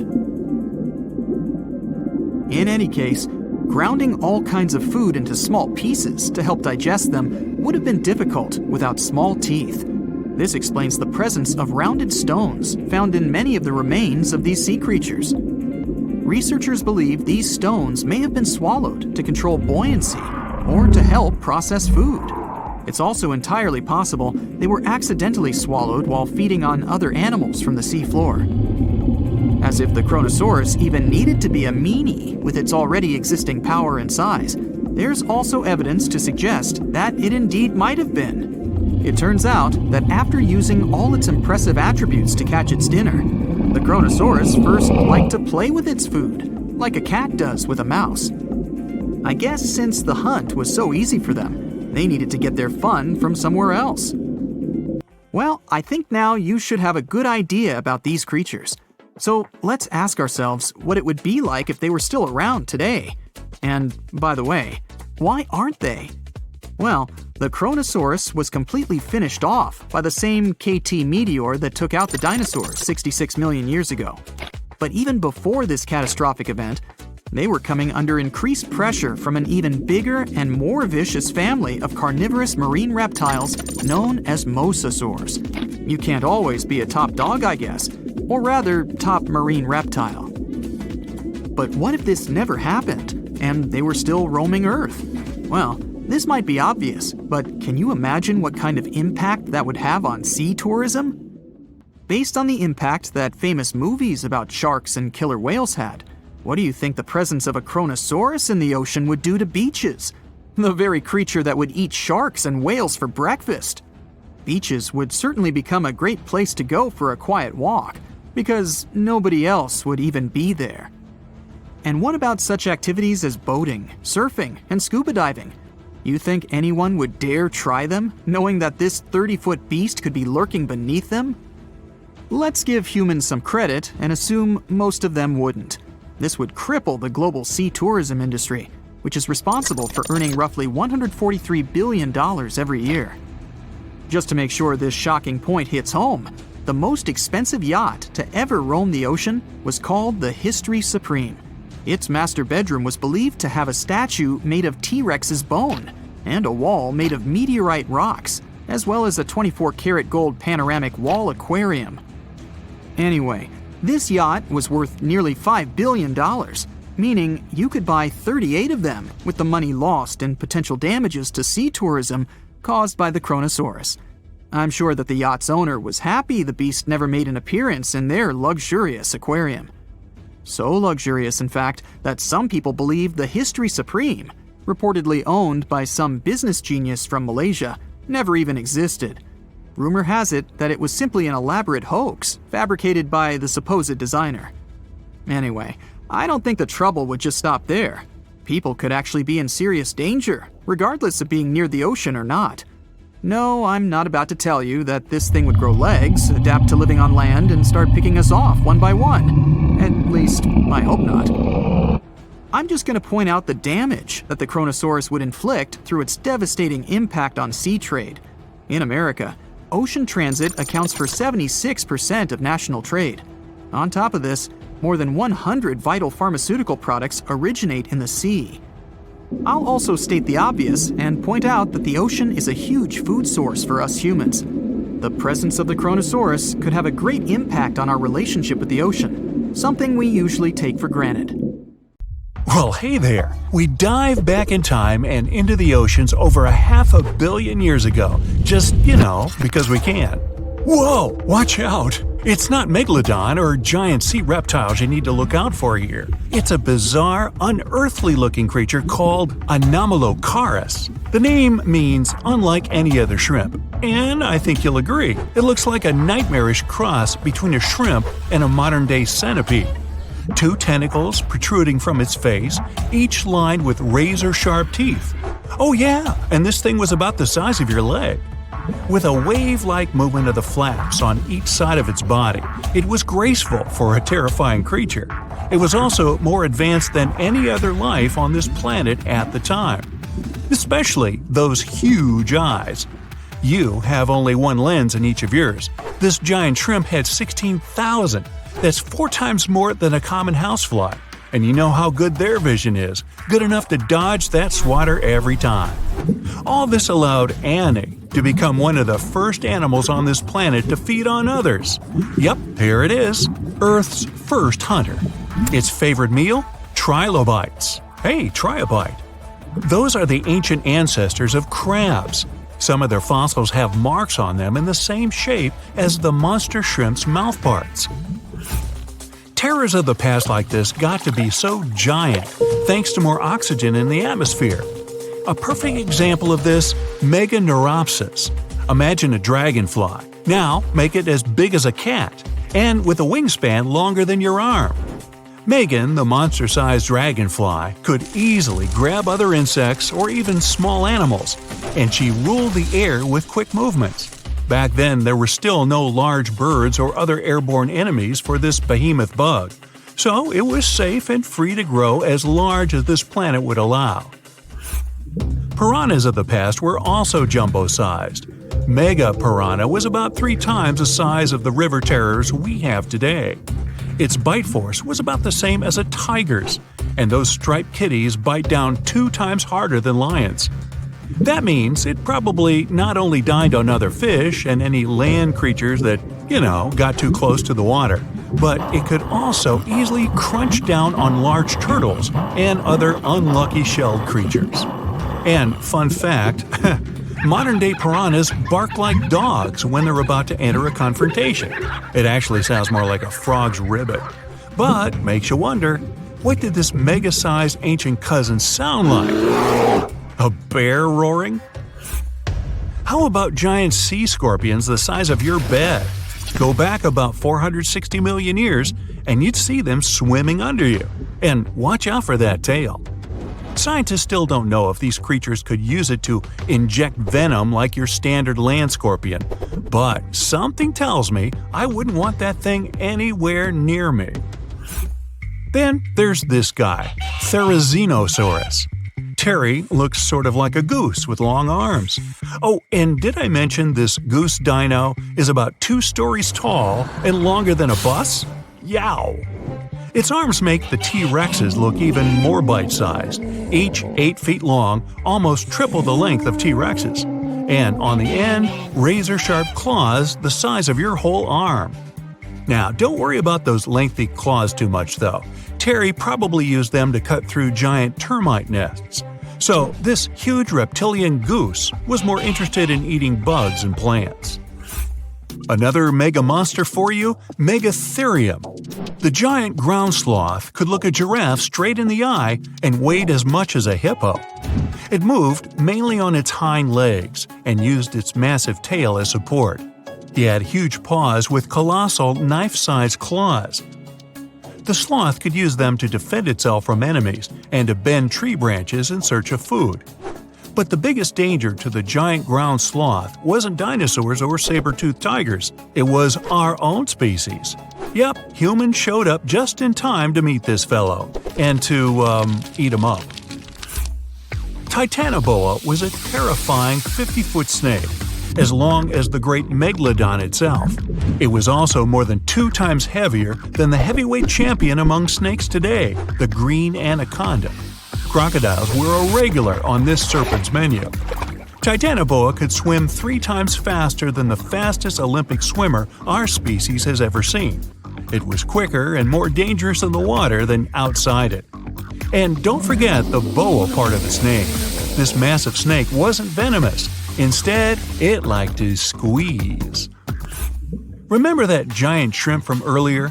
Well, Opabenia looks like its teeny-tiny finger-sized cousin. And instead of 2 toothy tentacles, this thing had a vacuum hose coming out of its face. On the end of that trunk, what looks like a single crab claw. Add 5 eyes and a mouth under its head, and you've got a recipe for something not of this planet. Only it is. This creature used its trunk like an elephant does. Its claw grabbed food from the bottom of the ocean and brought it up to its mouth.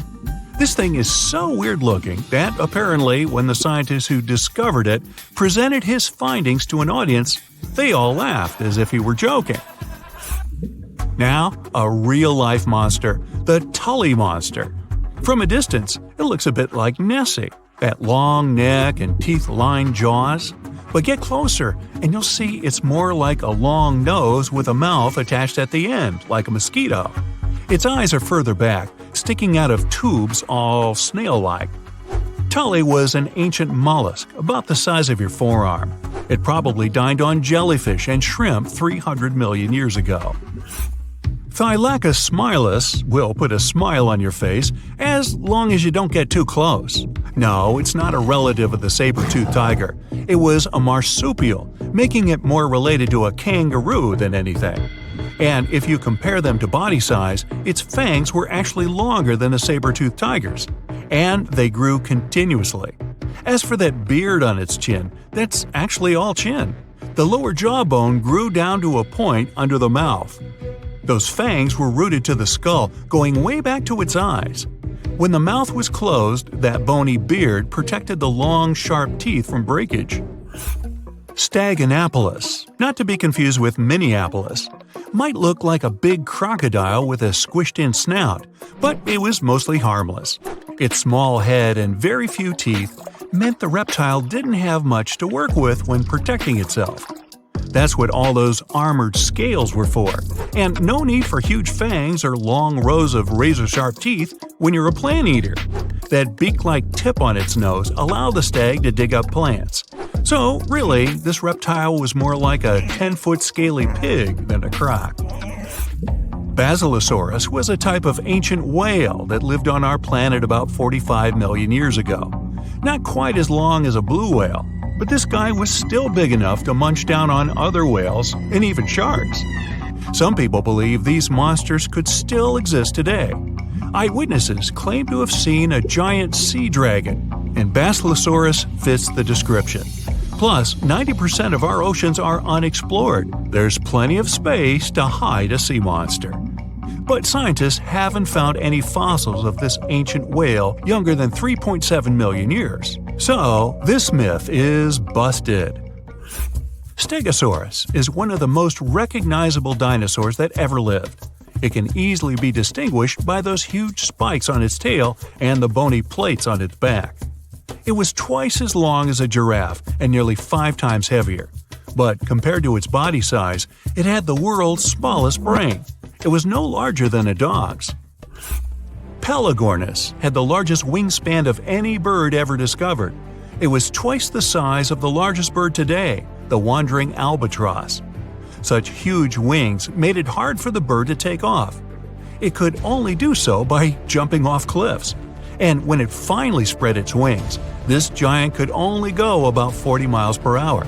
The fastest bird today can reach speeds 5 times that. Scientists discovered the largest water reservoir in the Oregon Cascades. It's hiding underground, holding more than twice the water volume of Lake Mead. Let me specify. It contains at least 19.4 cubic miles of water, which is almost 162 trillion bottles of water. If you drank one bottle a day, it would take you around 444 billion years to finish your stock. No wonder this underground aquifer discovery is so awesome. The Cascade Mountain Range, which contains the largest aquifer on Earth, stretches about 700 miles from Northern California to British Columbia. The high Cascades in Oregon have younger volcanic rocks, around 8 million years old. The Western Cascades are much older, 45 million years. They boast deep canyons and valleys. Scientists study the transition zone between these two areas to understand how water moved through volcanic rock and how volcanic processes had evolved over time. In the process, researchers measured rock temperatures at different depths. That's when the underground aquifer discovery happened. Normally, deeper rocks should be hotter because it's closer to the Earth's interior. But to everyone's surprise, in several areas, the temperature stayed the same even at greater depths.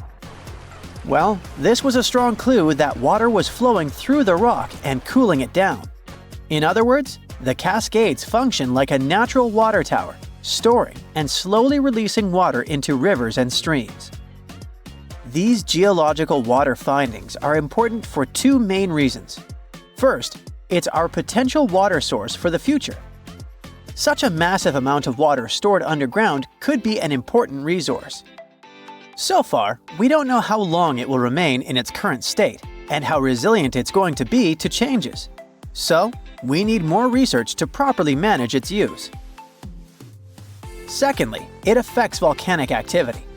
When water seeps deep underground and reaches magma, it instantly turns into steam, creating extreme pressure that can trigger explosive volcanic eruptions. Understanding how much water is stored in volcanic rock could help predict future eruptions and the risks they pose. Now, even though this discovery is exciting, there are still many unanswered questions. Like, how does this water move through the volcanic rock? Or how much of it is actually usable as a water resource? Since this underground reservoir depends on rain and snow, a series of dry years could cause big problems for both water supply and volcanic stability. Researchers are now working to understand the full impact of the Cascades volcanic water reservoir and how to manage it responsibly. But let's look closely at the geological wonder that is the Cascade Range. Picture this. A massive mountain range stretching all the way from Northern California up to British Columbia, cutting right through the middle of Oregon. That's the mountain range we're talking about. In Oregon alone, it's about 260 miles long and up to 90 miles wide, covering 17,000 square miles. Whoa, that's bigger than each of the 9 smallest US states. The coolest thing is that the Oregon part of this mountain range is basically built by volcanoes, and apparently contains at least one volcanic rock water storage. The range itself exists because of something called the Cascadia Subduction Zone, where the Juan de Fuca tectonic plate, a chunk of Earth's crust under the Pacific Ocean, is slowly getting shoved beneath North America. As it sinks, the intense heat and pressure force water out of the oceanic rock. It lowers the melting point of the surrounding mantle and creates magma. That magma rises up and fuels the Cascade volcanoes. This is part of the Ring of Fire, the giant belt of volcanoes circling the Pacific. So, in a way, the Cascades are part of a much bigger volcanic system that's constantly shifting and changing. The Oregon Cascades are actually made up of 2 completely different zones, the Western Cascades and the High Cascades, and they look nothing alike. The Western Cascades are the older part. They formed around 45 million years ago. These mountains are rugged and deeply carved up by rivers. Some canyons are as deep as 3,700 feet. This part of the range used to be volcanically active, but over time, erosion has taken over, reshaping the land. The High Cascades, on the other hand, are much younger and way less eroded. Around 8 million years ago, the volcanic activity shifted, and new eruptions filled in old canyons, smoothing out the landscape. Eruptions kept piling up fresh lava, and rivers in this region didn't have as much time to create deep valleys like they did in the Western Cascades. That's why if you look at the two regions side by side, one looks jagged and carved up, while the other looks smoother and more built up. Some of Oregon's most famous volcanoes are located in the high Cascades. I'm talking about Mount Hood, Mount Jefferson, the Three Sisters, and Crater Lake, which actually formed when Mount Mazama erupted and collapsed in on itself. Unlike smaller volcanoes that pop up, erupt for a bit, and disappear over a few months or years, these giant volcanic centers have been active for thousands of years. And because they've been around for so long, they have way more complex magma systems. They produce everything from basalt, which is a runny, fast-moving lava, to andesite, dacite, and rhyolite. And rhyolite is the type of magma that leads to huge explosive eruptions. So, while some of these volcanoes might just ooze lava, others have the potential for devastating blasts. Another amazing thing about these long-lived volcanoes is that their underground magma chambers stay hot for a really long time. That's why the Cascades are one of the best places to tap into geothermal energy. There's a ton of heat just sitting beneath the surface, waiting to be used. Oh, and don't forget about the Cascades volcanic water reservoir.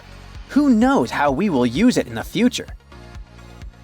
Now, we already know that the Cascades are part of the magnificent Ring of Fire, Earth's most explosive zone. Imagine a massive horseshoe-shaped belt wrapping around the Pacific Ocean, stretching for about 25,000 miles. It's one of the most geologically active areas on the planet. This is where Earth's tectonic plates are constantly shifting, colliding, and grinding against each other, creating some of the world's most powerful earthquakes, volcanic eruptions, and deep ocean trenches. The Ring of Fire follows the meeting points of multiple tectonic plates, and they all surround the giant Pacific Plate. These plates aren't just sitting still, they're always on the move, pushing against or sliding beneath each other at their boundaries, known as fault lines. When this happens, you get everything from deep-sea trenches to towering volcanoes and violent earthquakes. One of the most extreme examples of this activity is the Mariana Trench, located east of Guam. At 7 miles deep, it's the deepest ocean trench on Earth. It was formed by a process called subduction, where one tectonic plate is forced beneath another, sinking deep into the Earth's mantle. The Mariana Trench is one of the most mysterious places on Earth. It's insanely deep, with crushing pressure and total darkness. So for a long time, people thought nothing could live down there. But it turned out that life existed even at the very bottom. In 2005, scientists found a tiny single-celled organism in the Challenger Deep, the deepest part of the Mariana Trench. They also came across colorful rocky formations and weird sea cucumbers. The Mariana Trench also has hydrothermal vents, which are basically underwater hot springs. Even though the water there is super hot and acidic, strange creatures and microscopic life forms still manage to survive there. The Ring of Fire is also responsible for 90% of the world's earthquakes.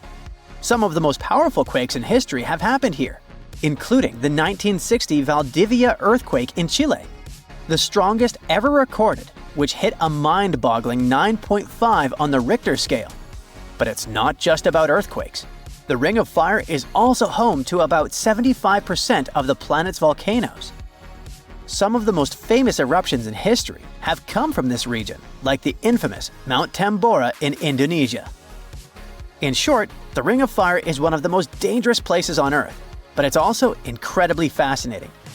Who knows what else scientists might discover in that region, like they discovered the largest water reservoir in the Cascades. The ocean is one of the most incredible places on Earth. It's not only beautiful, but also dangerous. We all know about sharks, huge octopuses, heavy storms, and the Bermuda Triangle. But there's something more terrifying and more dangerous than all of these things. I'm talking about rogue waves. The 4-passenger yacht Mignonette is sailing through the Cape of Good Hope in southern Africa.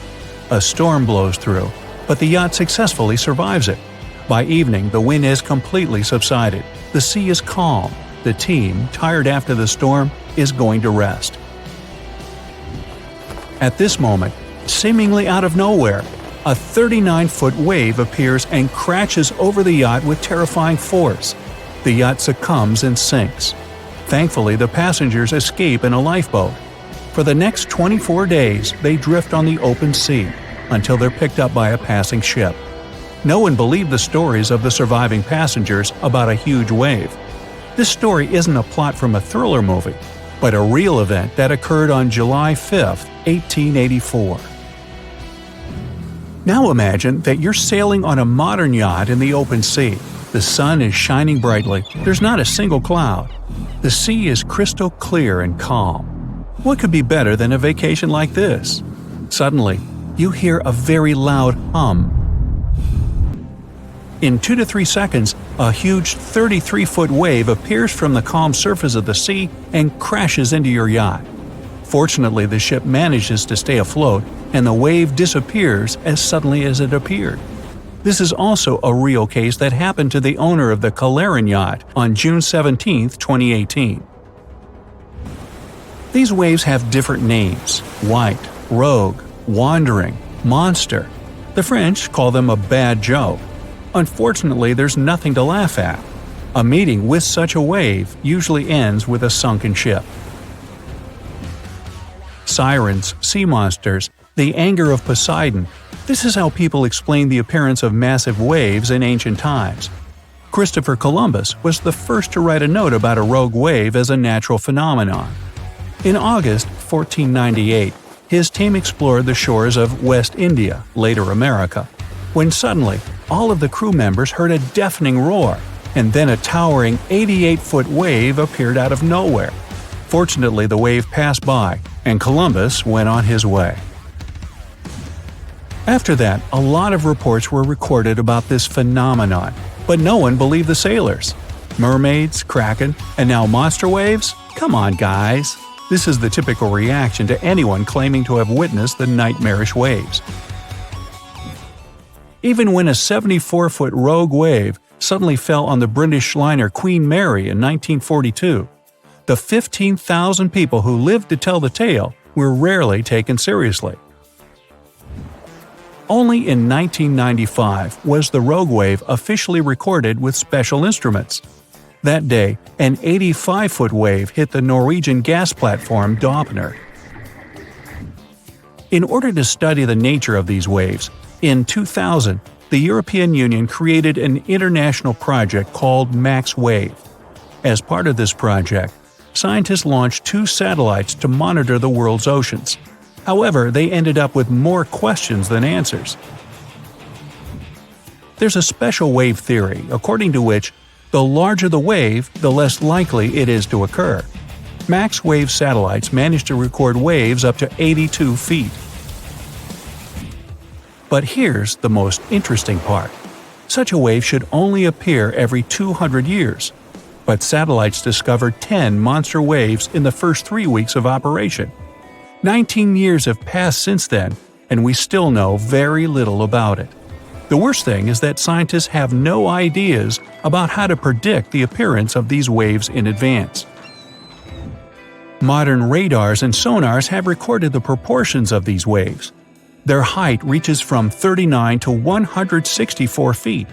Their speed can reach 62 miles per hour, and their life expectancy is from 20 seconds to 2 minutes. Although information is scarce, scientists have managed to divide these waves into 3 types. The first type is the classic white wave. It appears not only in a storm, but also in a calm sea. After an unexpected appearance, it also suddenly dissolves into the water and leaves no residue. The second type is Three Sisters, and you guessed it, these are 3 consecutive waves, one of which is more massive than the others.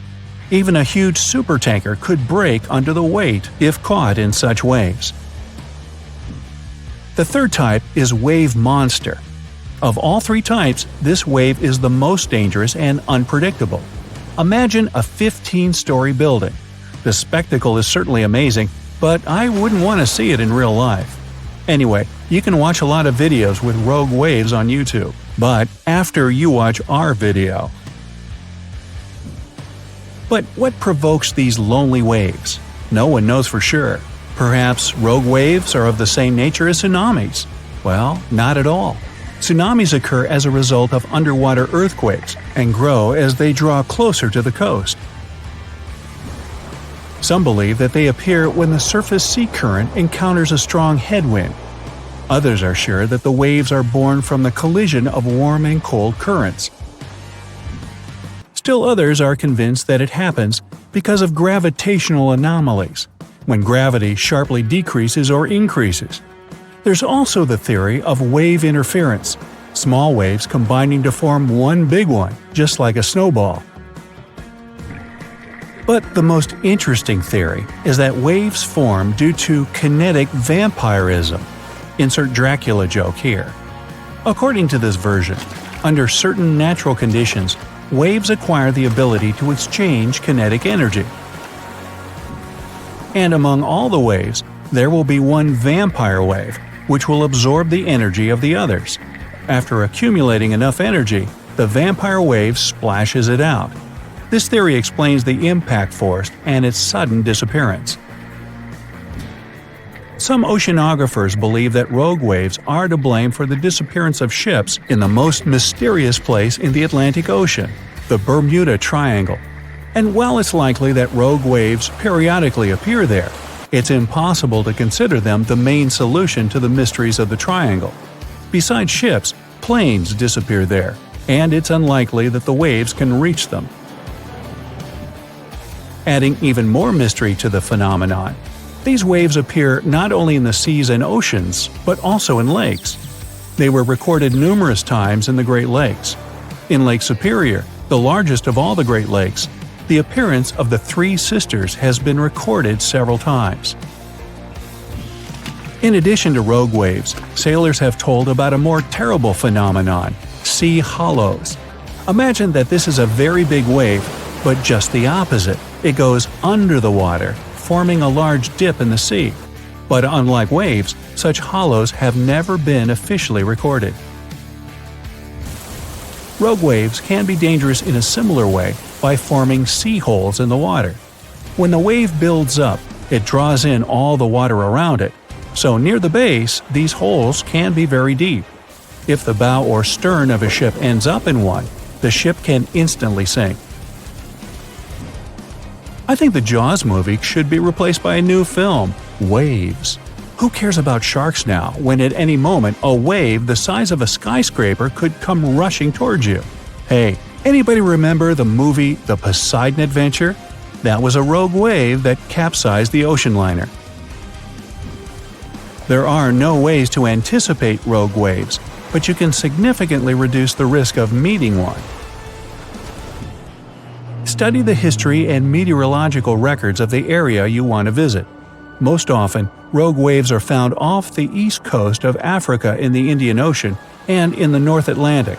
By the way, it was there in 1985 at the Fastnet Rock Lighthouse that the highest wave ever recorded was captured. Its height reached 157 feet.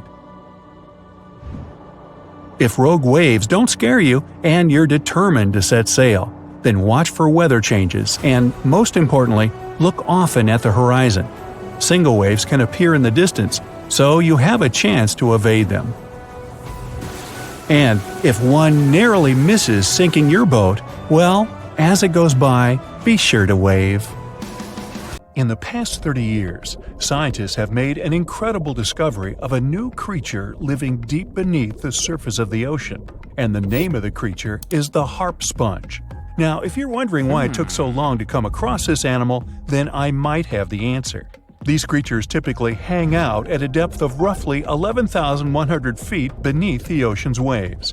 This sponge species was first discovered off the coast of California thanks to a robot that was sturdy enough to explore those crazy depths the ocean has to offer. This is no doubt an area of the planet where even the most benign-looking creatures can be potentially dangerous. But even scientists were surprised to find that this creature was more than just a sponge. Now, this might seem obvious, but the harp sponge got its name because its basic structure, referred to as a vein, is the same shape as a harp. Each vein is made up of a horizontal branch supporting several parallel vertical branches. But don't let the harp sponge's fanciful and amusing appearance or its non-intimidating name fool you. Yeah, the harp sponge is very much a deep-sea hunter. It has a unique ability to capture and envelop small animals using its rhizoids, short, thin fibers. With their help, the harp sponge clings on to the soft, muddy bottom and catches tiny creatures that get swept into its branches by deep-sea currents. Uh-oh. Other sponge creatures often feed by pulling bacteria and bits of organic matter from the seawater and filtering them through their bodies. But not our harp sponge. Instead, it snatches its future meal with minuscule barbed hooks that cover each of the harp sponge's branches. Now, harp sponges prefer tiny crustaceans like crabs, crayfish, shrimps, and prawns. Once the harp sponge has one of them in its clutches, it envelops the animal in a thin membrane before slowly beginning to digest it. So, pal, what's eating you? Oh, Harpo? Too bad. Researchers believe that harp sponges use this method of feeding because there aren't enough nutrients that deep down. This makes traditional filter feeding less effective. Research has shown that the creature is still in the process of evolving. Early harp sponges researchers found only had 2 veins, but later scientists discovered other harp sponges that had 6 veins. The harp sponge might have evolved this elaborate candle holder-like structure to increase its surface area. In general, harp sponges typically grow up to a length of 1 foot, but researchers have seen a creature that was 2 feet in length. The harp sponge is not only very unusual, but also beautiful to look at. See those tiny white balls on top of the branches? Now, why don't we look at some other creatures that live below the photic zone of Earth's oceans? The photic zone means the area beneath the ocean's surface that still receives some sunlight. Thanks to this, there are loads of different creatures and organisms living there. Any animal living beyond this layer qualifies as a deep-sea creature. The Tomopterus worm is a segmented worm you can find in the twilight zone of the ocean. This is the area that lies between 650 and 3,300 feet beneath the surface. These creatures are often no more than 1 inch long, but the largest of them can grow up to 1 foot. While swimming around and feeding, these worms do what researchers describe as an amazing smooth dance. That's because the creatures can swim extremely quickly and maneuver at tight angles with ease. Now, I know most people hear the word worm and think of the common earthworm, so it's quite interesting to know there's a deep-sea worm out there that never leaves the water during its entire life. Similarly, most of us try to avoid jellyfish that either rest on the sand or sit on top of the ocean waves. This isn't the case with a chrysota jelly. That's a deep-sea creature too. This beautiful jellyfish is mostly ruby red, bright orange, or electric purple. That's what helped researchers realize they had found a new species of jellyfish. The creature grows to a maximum size of 1 inch across. It has tentacles that stretch out in every direction. Now, if you come close to this jellyfish, it'll pull all these tentacles in toward its body before rapidly swimming away to avoid danger. Yes, you are dangerous. The chrysota jelly is extremely rare. You won't see it very often. You might need to borrow that deep-sea diving robot I mentioned earlier. While worms and jellyfish might seem quite harmless, this isn't the case with the Pacific viperfish. Ooh. This creature is equipped with a noticeably big mouth, like me, and the needle-like teeth inside are key to its hunting strategy. Pacific viperfish live at around 5,000 feet below the ocean surface, but they're among those numerous marine animals that migrate each night from the ocean depths toward shallower waters to dine. What's on the menu for dinner tonight? Lots of small fish and shrimp. The creature can grow up to 12 inches in length. Its 2 front fangs, which stick up from the fish's bottom jaw past its own eyes, are especially dramatic. When the fish unhinges its jaw, its mouth can open wide enough to engulf smaller animals, and the teeth form a cage to prevent an escape. Now, have you ever seen an underwater creature that looks like a strawberry? Trust me, it does exist. Just look at these dots on the strawberry squid. The creature has a big eye and a smaller one. You might think this unconventional pairing would be awkward and uncomfortable, but it's actually the opposite. The big left eye looks upward. It spots shadows cast by other animals in the dimly lit waters above. The eye's tubular shape helps it collect as much light as possible. On the other side of the squid's head, you can see its right eye. It's small and looks downward. This eye searches for flashes of bioluminescence produced by animals lurking in the darker waters below. Now, bioluminescence means the production and emission of light by living organisms. By the way, the squid has a nickname. And no, it's not Squiggy, although that's a great one. It's known as the cockeyed squid. This is simply due to the remarkable difference in size between its two eyes. I think I like Squiggy better, and so it goes. Since light doesn't reach the deep sea, the strawberry squid's body actually looks black. This helps the creature hide from enemies, such as sharks and dolphins. In general, the strawberry squid grows to a length of 5 inches. It typically lives around 3,000 feet below the surface, but floats to shallower waters at night. Now, the feather star is a marine creature without a backbone, but with feather-like arms that radiate from the center of its body. These creatures first appeared around 200 million years ago. Related to sea stars, they look like a flower, but if you approach them, they'll quickly swim away. But not all feather stars can swim. Many species can only crawl along the bottom of the seafloor. Like some of the other deep-sea creatures we've looked at, the feather star can adapt to its surroundings. It has a creepy ability to shed its arms, the same way some lizards can shed their tails. This also helps them escape from their enemies. Feather stars live all across the globe, from the equator to the poles, from the shallow waters on top of reefs to the deep, deep sea. Now, given that we're dealing with mysterious creatures, the name of this one is quite fitting. The swift vampire squid should be the official symbol of life in the deep sea. The animal has a dark red body, huge blue eyes, and a cloak-like web that stretches between its 8 arms. This, along with its name, may suggest that the creature is some form of a terrifying hunter. In reality, though, the vampire squid is a soft-bodied, timid creature, about the size, shape, and color of a football. It grows to roughly 12 inches in length and lives 3,000 feet below the waves. There's almost no oxygen there, but also relatively few predators. I think I'll need to decompress from this one.